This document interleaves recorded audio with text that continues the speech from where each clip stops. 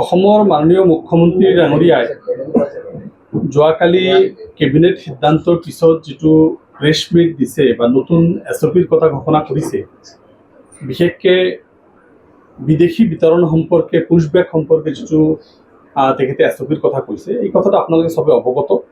এই এছঅ'পিৰ জৰিয়তে তেখেতে এটা কথা স্পষ্টকৈ ক'ব বিচাৰিছে যে এতিয়া আৰু ফৰেনাৰ্ছ ট্ৰাইব্যুনেলৰ কোনো গুৰুত্ব নাই। এতিয়া immigration এক্সপালশ্যন act 1950, Assam immigration এক্সপালশ্যন act 1950 আণ্ডাৰত মানুহখিনিক ধৰি ডিচিয়ে 10 দিনৰ নোটিছ দি তেখেতসকলৰ বাংলাদেশী প্ৰমাণ কৰিব নোৱাৰিলে পুশবেক কৰিবৰ কাৰণে যিটো নিৰ্দেশ এছঅ'পি প্ৰিপেয়াৰ কৰিছে, এই এছঅ'পিটো কেইবাটাও দিশৰ পৰা অত্যন্ত গুৰুত্বপূৰ্ণ বা ৰাজনৈতিক বুলি মই এইকাৰণে ক'ব বিচাৰিম। যিটো সময়ত অসমত আপোনালোকে চবে দেখা পাইছে, সৌ সিদিনালৈকে যিটো কাৰ বিৰুদ্ধে নতুনকৈ অসমত এটা আন্দোলন কাৰ্যসূচী চলি আছে আৰু কাটোক বহিষ্কাৰ কৰাৰ ক্ষেত্ৰত এটা গুৰুত্বপূৰ্ণ বিভিন্ন সংগঠনে এই বিভিন্ন দাবী দাবা উত্থাপন কৰি আহিছে বা আন্দোলন কাৰ্যসূচী হাতত লৈছে। এই মুহূৰ্তত তেখেত দেখা পাইছে যে ইয়াৰ আগতে অসমৰ বিদেশী বিতৰণ সম্পৰ্কে স্পষ্ট নীতি চিটিজেনশ্বিপ এক্ট আমাৰ কি কয় অসম চুক্তিৰ জৰিয়তে 71 চন কৰা হৈছিল আৰু পৰৱৰ্তী সময়ত এইটো ইণ্ডিয়ান পাৰ্লামেণ্টে চিটিজেনশ্বিপ এক্ট 1955 ছেকশ্যন 6A জৰিয়তে ইষ্টাব্লিছ কৰিছে 71, ৰেষ্ট অফ দ্য ইণ্ডিয়া 71, অসমৰ ক্ষেত্ৰত ৰেষ্ট অফ দ্য ইণ্ডিয়া 51, অসমৰ ক্ষেত্ৰত 71, এইটো স্পষ্ট কৰিছে। পৰৱৰ্তী সময়ত অসম চুক্তি আৰু চিটিজেনশ্বিপ এক্টক অৱমাননা কৰি তেখেতসকলে জোৰ জবস্তি বা আনকনষ্টিটিউচনেলভাৱে কাটো লৈ আনিলে আৰু সেই কাৰ জৰিয়তে কেবৰ জৰিয়তে হ'ল আৰু এই কাটো আহি তেখেতসকলে 2014 চনৰ 31 ডিচেম্বৰলৈকে এইটো এটা স্পষ্ট ধাৰণা দিয়া হ'ল যে এইখিনি মানুহক এতিয়া নাগৰিকত্ব দিয়া হ'ল। মুখ্যমন্ত্ৰী কালি ঘোষণা কৰা মতে এতিয়ালৈকে মাত্ৰ 22 জনেহে এপ্লাই কৰিছে কাৰ অন্তৰ্গতভাৱে। কিন্তু আমি দেখিছোঁ যে যিহেতু ইয়াত চিটিজেনশ্বিপ এক্ট আছাম এক্সপালশ্যন এক্ট 1950 আণ্ডাৰত বিদেশী বিতৰণৰ কথা কৈ আছে, একেটা সময়ত কিন্তু গৃহমন্ত্ৰী ভাৰতবৰ্ষৰ গৃহমন্ত্ৰীয়ে এই কাৰ যিটো 2014 চনৰ কথাটো আছিল, এইটো নতুন এটা নটিফিকেশ্যন জাৰি কৰিলে যোৱা কেইদিনমান আগত, আপোনালোকে সবে অৱগত। সেই নটিফিকেশ্যনটোৰ জৰিয়তে কোৱা হ'ল 10 বছৰ এক্সটেনশ্যন দিয়া হ'ল 2024 চনৰ 31 ডিচেম্বৰত যিবিলাক বাংলাদেশ, পাকিস্তান আৰু আফগানিস্তানৰ পৰা মুছলমানৰ বাহিৰে যি 6টা মাইনৰিটি জনগোষ্ঠী, হিন্দু সেই অঞ্চলৰ মাইনৰিটি, বিশেষকৈ হিন্দু, খ্ৰীষ্টান, বুদ্ধিষ্ট, জৈন, ফাৰ্চী এইবিলাক জনগোষ্ঠী যদি ভাৰতলৈ আহে এখেতসকলক ঘূৰাই পঠোৱা নহ'ব। আমি এছঅ'পিখন বিৰোধিতা কৰা নাই। যদি ইমিগ্ৰেশ্যন এক্সপালশ্যন এক্টৰ জৰিয়তে কৰিব লাগে তেতিয়াহ'লে তেখেতসকলৰ যিটো কথা কালিৰ কেবিনেটৰ সেই ক্ষমতা আছে নে নাই যে আমাৰ ফৰেনাৰ্ছ ট্ৰাইব্যুনেল এক্টটো, আমাৰ ফৰেনাৰ্ছ ট্ৰাইব্যুনেল এক্ট বা ফৰেনাৰ্ছ ট্ৰাইব্যুনেল গঠন কৰা হৈছে, 100টা ট্ৰাইব্যুনেল চলি আছে, এই 100টা ট্ৰাইব্যুনেলক নালিফাই এটা কেবিনেটে কৰিব পাৰে নে নাই, বহুত ডাঙৰ কথা। এই ট্ৰাইব্যুনেলখন IMDT আইন বাতিল হোৱাৰ পিছত সুপ্ৰিম কোৰ্টে এইটো ট্ৰাইব্যুনেল বনাব দিছিল, ফৰেনাৰ্ছ ট্ৰাইব্যুনেল, আৰু এই ফৰেনাৰ্ছ ট্ৰাইব্যুনেলটো অসমৰ কেবিনেটে বাতিল কৰিব পাৰেনে? বহুত ডাঙৰ এটা কুৱেশ্যন। দ্বিতীয় কথাটো হ'ল যে এই মুহূৰ্তত ফৰেনাৰ্ছ ট্ৰাইব্যুনেলৰ বহুত গুৰুত্ব নিদি, কাৰণ ফৰেনাৰ্ছ ট্ৰাইব্যুনেলত গ'লে লিগেল প্ৰচিডিউৰত যায়, কাৰোবাৰ নাম বানান ভুল, কাৰোবাৰ বয়সৰ ভুল, কাৰোবাৰ গাঁৱৰ ভুল, এইখিনিক এই টাইটেলৰ ভুল, এইখিনিক লৈ কোনোবা হাইকোৰ্ট কৰিব পাৰে, কোনো সুপ্ৰিম কোৰ্ট কৰিব পাৰে। মুখ্যমন্ত্ৰীয়ে হাইকোৰ্ট সুপ্ৰিম কোৰ্টৰ ওপৰত বিশ্বাস নাই। মুখ্যমন্ত্ৰী ইমিডিয়েট ডিক্টেটৰ হিচাপে ধৰিব আৰু বাংলাদেশ পুশবেক কৰিব। দ্যাট মিনছ অসমত এটা ৰাজনৈতিক অস্থিৰতা সৃষ্টি কৰিবৰ কাৰণে মুখ্যমন্ত্ৰী ডাঙৰীয়া এটা ব্যৱস্থা ল'ব বিচাৰিছে।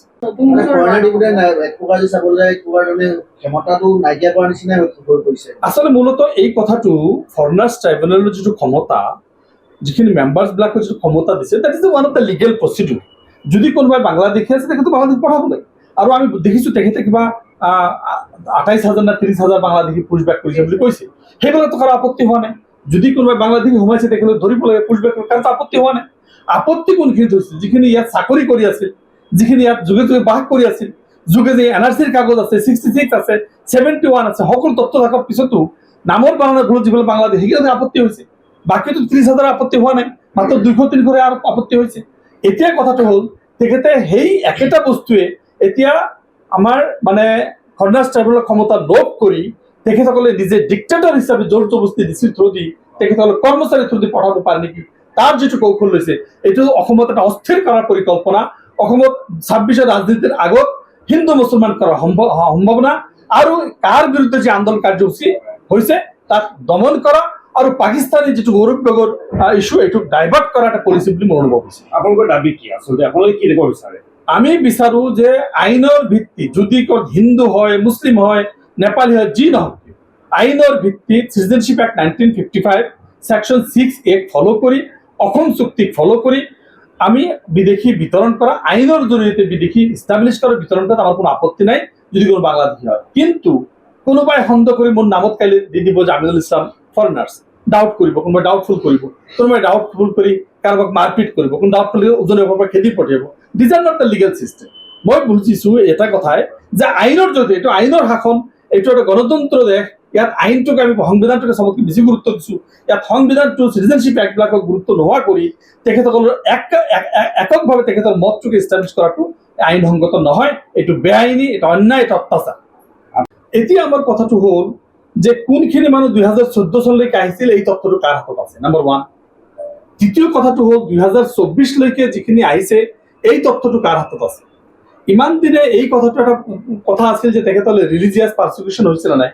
Now my question is that are they religious persecuted or not? Who will establish it? কোনে ইয়াত ৰিলিজিয়াছ পাৰ্চিকিউশ্যন হৈ আহিছে নে দেশান্তৰ হৈ আহিছে? ৰিলিজিয়াছ পাৰ্চিকিউশ্যন হৈ অহা মানুহখিনিৰ আমাৰ হাতত কি তথ্য আছে যে এইখিনি মানুহ ৰিলিজিয়াছ পাৰ্চিকিউটেড অৰ নট? এই তথ্যটো কিন্তু আমাৰ ভাৰতবৰ্ষৰ কাৰো হাতত নাই। না BSFৰ হাতত আছে, না হোম ডিপাৰ্টমেণ্টৰ হাতত আছে, না অসমৰ মুখ্যমন্ত্ৰীৰ হাতত আছে। কিন্তু একেটা সময়ত সম্পূৰ্ণ বিপৰীতধৰ্মী কথা এটা সময়ত তেখেতসকলক কাৰোবাৰ কাৰণে 2024 চনৰ 31 ডিচেম্বৰ ফিক্স কৰা হৈছে সৰ্বভাৰতীয় হিচাপত।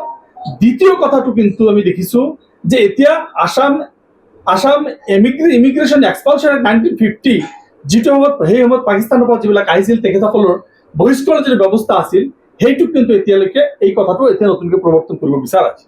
মোৰ কথাটো হ'ল মাননীয় মুখ্যমন্ত্ৰী ডাঙৰীয়াই কেনেকৈ সুপ্ৰিম কোৰ্টৰ জৰিয়তে নিৰ্ধাৰণ কৰা বা আমাৰ যিটো ফৰেনাৰ্ছ ট্ৰাইব্যুনেল, ফৰেনাৰ্ছ ট্ৰাইব্যুনেলটো কেনেকৈ এটা কেবিনেট এইটো নালিভাই কৰিব পাৰে।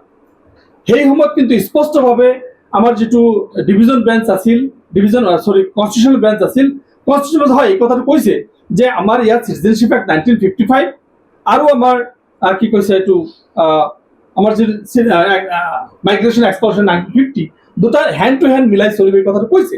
কিন্তু ইয়াৰ জৰিয়তে তেখেতসকলে কোৰ্টৰ অধিকাৰটো ভংগ কৰি গোটেই এজন অফিচাৰক দায়িত্ব দিব খোজাটো, যিটো অফিচাৰ মুখ্যমন্ত্ৰীৰ কথা ব্যৱহাৰ কৰে, মুখ্যমন্ত্ৰীৰ চৰকাৰৰ যিখিনি বহতীয়া কৰ্মচাৰী তেখেতসকলক এজন অফিচাৰ বনাই তেখেতসকলৰ জৰিয়তে বিদেশী বহিষ্কাৰ কৰাৰ যিটো পৰিকল্পনা, আইনৰ শাসনৰ পৰিৱৰ্তে অন্যায় এটা ডিক্টেটৰশ্বিপ চলোৱা, তেখেতসকলে আইনৰ শাসনত যদি কোনোবাই নাগৰিকত্ব প্ৰমাণ কৰিছে, কাৰোবাৰ নামৰ বানানৰ ভুল, কাৰোবাৰ বয়সৰ ভুল, এই বস্তুটো যদি এতিয়া মাননীয় মুখ্যমন্ত্ৰী ডাঙৰীয়াই সেইটোৰ বাইনা লৈ তেখেতসকলক বিদেশী ঘোষণা কৰে আৰু তেখেতসকলক বিতৰণ কৰে, তেখেতে স্পষ্টভাৱে এটা কথা জনা উচিত যে এজন বিদেশীক যদি আমাৰ যদি ইয়াত বিদেশী হয় তেতিয়া তেখেতসকলৰ এইটো ডিপ্ল'মেটিক থ্ৰুদি পঠাব লাগিব। সেই দেশত আমাৰ যিটো এক্সট্ৰাডিশ্যন ট্ৰিটি আছে মানে বাংলাদেশৰ লগত সেই কথাবিলাক আহিব। কিন্তু আইনৰ তেখেতসকলে কোনো ধৰণৰ কথা ইয়াত স্বীকাৰ নকৰাকে অন্যায়ভাৱে ডিচিক সৰ্বক্ষমতা দিব বিচৰা হৈছে। আৰু এই ডিচিক এই ক্ষমতাটো প্ৰদান কৰিলে, ডিচিক এই ক্ষমতাটো প্ৰদান কৰাৰ লগে লগে আমি এটা কথা আমি স্পষ্টভাৱে গম পাই যাম যে ডিচিৰ এই ক্ষমতাৰ জৰিয়তে মিছ ইউজ হোৱাৰ সম্ভাৱনা আছে আৰু এইটো মিছ ইউজ হৈ শ মানুহক আমাৰ এইটো কৰাৰ সম্ভাৱনা আছে। যদিভাৱে কালি আপোনালোকে নিশ্চয় দেখা পাইছে মাছুম বিল্লাৰ এটা ৰিপৰ্ট, আমি পশ্চিমবংগৰ বাংলাদেশৰ আমাৰ যিটো গোবিন্দ চন্দ্ৰ পৰমাণিক মানে বাংলাদেশৰ যিজন মানে RSSৰ হেড বা আমাৰ বাংলাদেশৰ যিটো হিন্দু মহাসভাৰ হেড, তেখেতে স্পষ্টভাৱে কৈছে যে আমি ভাৰতবৰ্ষৰ আমি নাগৰিকত্ব ল'বলৈ ৰাজি নহয়। এই কাৰণে ৰাজি নহয় যে এই বাংলাদেশী ইস্যুটো ভাৰতবৰ্ষত এটা ৰাজনৈতিক ইস্যু, তেখেতসকলে আমাৰ মানুহ লৈ বিভিন্ন অধিকাৰ পৰা বঞ্চিত কৰিছে। আজি বহুত কথা ইয়াত আছে যে সেইখিনি মানুহক নাগৰিকত্ব দিয়া হ'ব, তেতিয়াহ'লে ক্লজ 6ত কি হ'ব?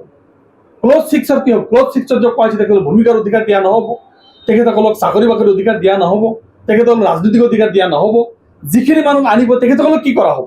এই বহুত কেইটা ইয়াতে এটা ক্লেমজি চিচুৱেশ্যন হৈ আছে। আজিৰ এই মুহূৰ্তত যিহেতু মাননীয় মুখ্যমন্ত্ৰী ডাঙৰীয়াই পাকিস্তান গৌৰৱ গগৈ পাকিস্তান সম্পৰ্কে যিটো ডিচিশ্যন আজি দিব লগা আছে সেইটো সম্পৰ্কে দিয়াৰ আগতে বম ফুটাইছে নেকি, ৰাজনৈতিক বম? বা উজনি অসমত বা বিভিন্ন ঠাইত আমি দেখিছোঁ যে নতুনকৈ যিটো আমাৰ কাৰ ওপৰত আৰু 10 বছৰ এক্সটেনশ্যন, এইটোৰ ওপৰত যে আন্দোলন কাৰ্যসূচী এইটো দমাবৰ কাৰণে আকৌ ম্যাদ টাৰ্গেট কৰি লোৱা হৈছে নেকি? তেখেতক আকৌ মানে এক্সপালশন এক্ট ইউজ কৰি তেখেতসকলক পুশবেক কৰিব পাৰি নেকি? এই যে গোটেইখিনি এটা ৰাজনৈতিক ষড়যন্ত্ৰ আৰু 26ৰ দেওনা পাৰ কৰিবৰ কাৰণে উচ্ছেদৰ পিছত নতুনকৈ আসাম ইমিগ্ৰেশ্যন এক্সপালশন এক্টৰ জৰিয়তে তেখেতসকলে আমাৰ সম্পূৰ্ণৰূপে এফটিক নালিফাই কৰাৰ যিটো কৌশল, এইটো কিন্তু মাৰাত্মকভাৱে ৰাজনৈতিক ষড়যন্ত্ৰ বুলি আমাৰ অনুভৱ হৈছে আৰু এই বিষয়টো মই উত্থাপন কৰিব বিচাৰিছোঁ। যিকোনো খবৰৰ বাবে যোগাযোগ কৰক 7099017330 লগতে 7099017110 নম্বৰত।